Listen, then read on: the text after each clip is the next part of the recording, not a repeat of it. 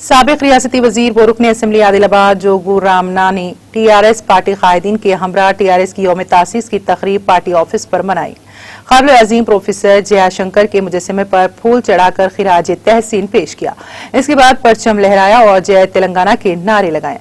इस मौके पर जोगू रामन्ना ने कहा कि CM KCR ने तेलंगाना के तमाम लोगों के ताउन और काफी जद्दोजहद के बाद तेलंगाना हासिल किया है। उन्होंने वाजे किया कि TRS हुकूमत ये अवाम की फलाह बहबूद की खातिर बहुत सारी फलाही स्कीमें मुतारिफ कराने का सहरा जाता है, जिसका मकसद लोगों की मुश्किलात को हल करना है, जो पहले कभी नहीं हुआ था। तालीम, तिब, आपाशी और ज़राअत जैसे शोबों में सहूलियात में नुमाया इजाफा किया गया है। दूर दराज देहात तक सड़कें भी बनाई गईं।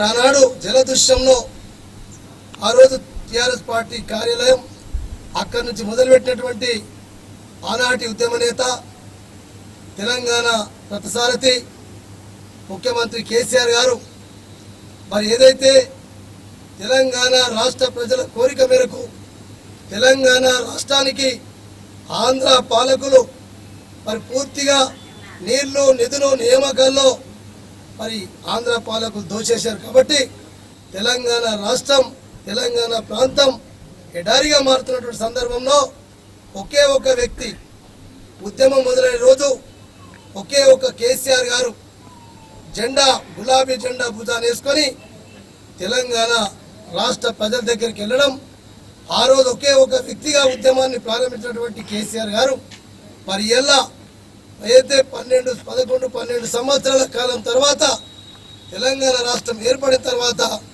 ఈరోజు ఏదైతే తెలంగాణ రాష్ట్ర ప్రజలకు మాట ఇచ్చిండ్రో నీళ్లు నిధులు నియామకాలు ఖచ్చితంగా తెలంగాణ రాష్ట్రం తెచ్చుకుంటే అవన్నిటిని కూడా మనం అమలు పరుచుకోవడానికి అవకాశం ఉందని చెప్పారు.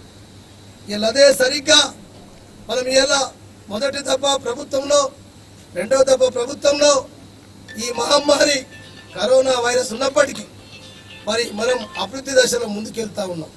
భారతదేశంలోనే తెలంగాణ రాష్ట్రం ఒక దిక్చూచిగా మరి అందరికి కూడా కనబడతా ఉంది. ఇలా తెలంగాణ రాష్ట్రాన్ని దిక్చూచిగా చూసి